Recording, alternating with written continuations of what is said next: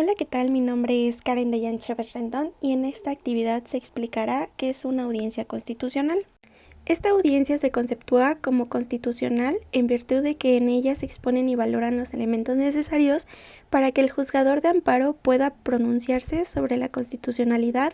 o inconstitucionalidad del acto reclamado. Es el acto procesal que se desarrolla en la primera instancia del juicio de amparo indirecto, en el cual son oídas las partes quienes pueden ofrecer y desahogar pruebas, así como formular alegatos antes de que se dicte la sentencia respectiva. En cuanto a su contenido, puede señalarse que la audiencia se compone de 3 etapas o periodos a saber. El primero es el periodo probatorio. En esta etapa, las partes pueden ofrecer y rendir las pruebas que estimen necesarias para apoyar su dicho, siendo admisible, según lo dispuesto en el artículo 150 de la Ley de Amparo, toda clase de pruebas, excepto la confesional y las que fueren contrarias a la moral y al derecho.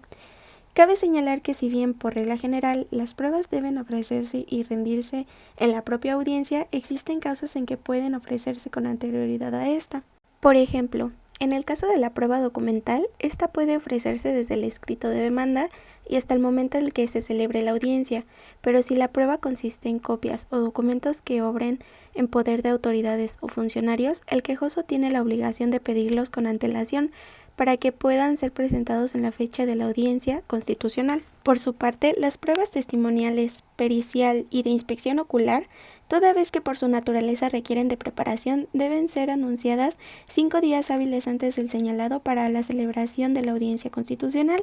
sin contar el del ofrecimiento ni el señalado para la propia audiencia.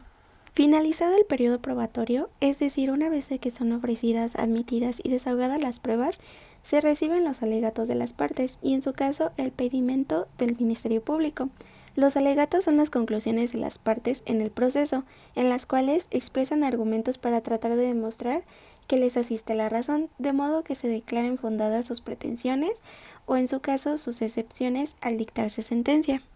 Por regla general, los alegatos se presentan por escrito, pero cuando se trata de ataques a la libertad personal, deportación, destierro o alguno de los actos prohibidos en los artículos 22 de la Constitución Federal, el quejoso puede alegar verbalmente y solicitar en autos se asiente un extracto de sus alegaciones, mientras que en cualquier otro supuesto también pueden formular verbalmente,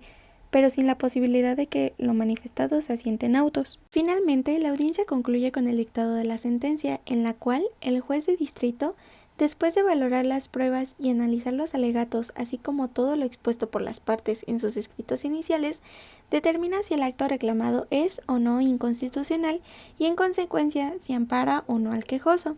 De este modo, la audiencia constitucional en todos los casos debe conformarse por las 3 etapas referidas. Por otro lado, en cuanto a su trámite, cabe señalar que éste se rige por los principios procesales de concentración, continuidad y unidad. En el principio de concentración se traduce que en un solo acto se reciben las pruebas de las partes, se oyen los alegatos y se dicta la sentencia. Por su parte, el de continuidad implica que las referidas etapas o fases, pruebas, alegatos y sentencia, se suceden una a la otra, lo que implica que concluida una debe de desarrollarse de inmediato la otra, y el de unidad implica que la audiencia constituye un solo acto procesal que no puede escindirse, es decir, es indivisible. Finalmente, en torno a la audiencia constitucional, cabe señalar que ésta no siempre puede celebrarse o llevarse a término en la fecha y hora fijadas en el auto admisorio, pues puede ocurrir que ésta se difiera o suspenda. En este primer caso implica su aplazamiento, lo que es el mismo que se señale una fecha posterior para su desarrollo, cuestión que puede obedecer a varias causas, por ejemplo, que no se haya emplazado a las partes, que el informe justificado no se hubiera rendido con la suficiente oportunidad para que las partes pudieran conocerlo, y de igual forma que no se hubiera expedido los documentos necesarios para llevar a cabo su celebración. Por su parte, la suspensión de la audiencia implica que una vez iniciada esta, se detenga su desarrollo para continuarse y concluirse en fecha posterior, lo cual ocurre, por ejemplo, cuando se desahogue en ella la prueba de inspección ocular,